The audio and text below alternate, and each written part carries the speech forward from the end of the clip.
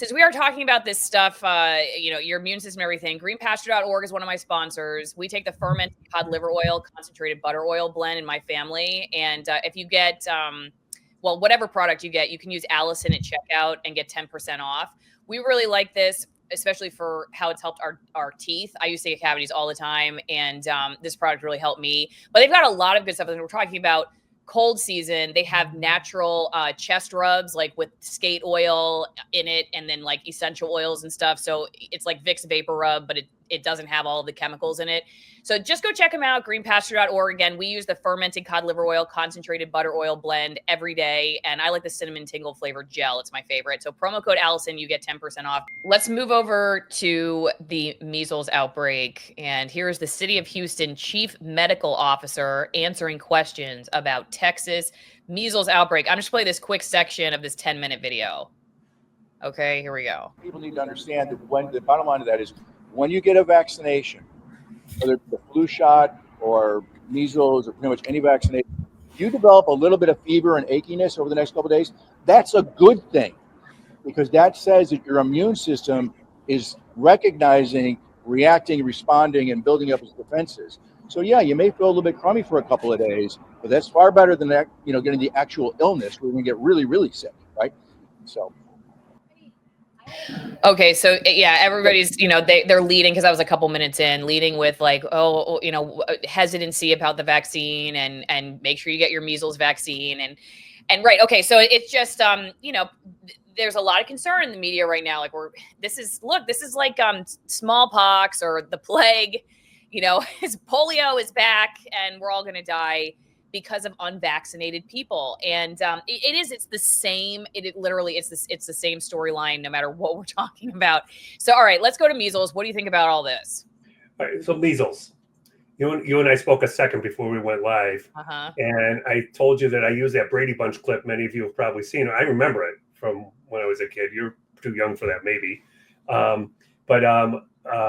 Who got measles? I think it was Bobby Brady got measles and was sent home from school, and then all of a sudden Marcia and the rest of them get it.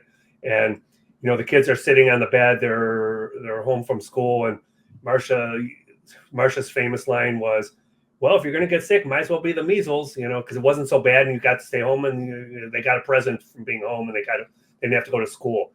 I can remember measles and chickenpox parties when I was a kid. My mother taking us to get measles and chickenpox so we can get through it. Now, the measles vaccine was introduced in 1963 to the country. And since the measles vaccine has been introduced, the incidence of measles has gone down dramatically. That is an effective vaccine for preventing measles. However, by the time the measles vaccine was introduced in 1963, the death rate from measles had been down something like 98, 99%. So people were getting measles, but they weren't dying from it. And there is a benefit from getting measles. Once you get measles and you recover from measles, you have lifelong immunity from measles. You can't get it again. And if you're a woman, we don't have to get into identifying as a woman, but if you're a woman, a real woman, and you get pregnant, you have your baby has immunity when they're born, which is when they're most vulnerable time for getting these viral infections. So the baby can't get measles, and chickenpox follows the same suit. So when we started vaccinating for measles, we killed that maternal immunity passed on to their kids. So we've left a vulnerable population, which are newborns and beyond, that can get measles and can potentially die from it. These headlines are in one case where one boy died of measles. I'm not going to say much about it because I don't know about it. I mean, it would be very unusual for a healthy child to die from measles. Usually there's other factors involved with this. And I have read things, I'm not sure if it's true yet, that there were other factors that this child died from, that maybe he died with measles and not from measles, but I don't know the true story yet. So healthy people generally don't die from measles. The death rate from measles was down 98, 99% by the time the measles vaccine was introduced in 1963, and we've screwed up long-term measles immunity because of this. Now, chickenpox vaccine came out when I was a resident in my training. And when I was a resident in my training, I followed along perfectly. I went to med school not to be a holistic doctor. I didn't question anything. If you would have shown me videos of me treating people with vitamin C and IVs of hydrogen peroxide and ozone during COVID, I would have said that's somebody else. So I was party line. I bought what I was taught in medical school of diagnosing pathology and prescribing the one drug to treat that pathology. I thought vaccines were the greatest public health benefit of anything that medicine has ever done. And then the chickenpox vaccine came out. And I remember talking to my preceptor about that vaccine. And it was offered now in our clinic, my residency clinic. And I said, how do we know that these babies are going to get the same immunity that natural chickenpox gives the babies immunity if the mothers get this vaccine or the females get this vaccine? And so I asked her the question, because if a kid has chickenpox, from that moment on, they have full lifetime immunity from chickenpox. And if it's a girl and she gets pregnant later, the baby is protected from chickenpox during its most vulnerable time, which is during pregnancy and the first few months after birth. How do we know that the chickenpox vaccine is going to provide that immunity? And I asked my preceptor that. She says, we don't. And I said, well, then I'm not going to recommend it right now. It was the first time that I deviated from what I was taught in medical school. Well, here we are now. We've got this chickenpox vaccine, very effective against preventing chickenpox. Most of us, I would say it's over 90% got chickenpox when we were kids. Now that's not the case. Chickenpox is much rare, although there's incidences of chickenpox and measles coming out every year. This is nothing different than what's reported in Texas right now.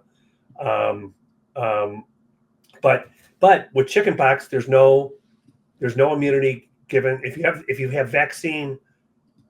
you've been given the vaccine and you haven't had chickenpox. The woman provides no immunity to the baby when they're born. So the baby's very vulnerable to chickenpox. So if we stopped vaccinating for chickenpox right now, we would have chickenpox go nutty over not only children, but it would go nutty over adults, young adults. And this is where the danger lies, because now we can get babies getting chickenpox and, third trimester mothers getting chickenpox. And that's going to be a problem. So we've sort of vaccinated ourselves into a corner with chickenpox and measles. And I don't really know the way out of that I don't really know what we do with that, because we've messed that system up that we were in sync with Mother Nature on that before these vaccines came out, but we're not now. All right, well, if you think someone's lying to you and you want them to be transparent, just sign them up for the Allison Wine Club, all right? Couple glasses of Allison wine, and you get the free speech rolling off their tongue. You join my wine club, you get 6 bottles every 3 months. These are all hand-selected for the kind of wines that I like, which are very, very clean productions, okay? Vineyards that grow grapes between 6,000 and 9,000 feet in elevation, hand harvested, natural fermentation processes, no artificial dyes, and just very different from what you would get at the grocery store. It's a great way to support the show. These are very small family businesses. So if you're a small business type person, some of these winemaking operations have been in business like over 200 years, and they're in very remote locations in the world, very few pesticides in those areas, and they work very hard. Honestly, most of these wines would not be available in the United States if you weren't in my wine club. So go sign up, AllisonWinePromo.com. And if you're not a wine drinker, you can just sign up, support the show, and then give them away as gifts.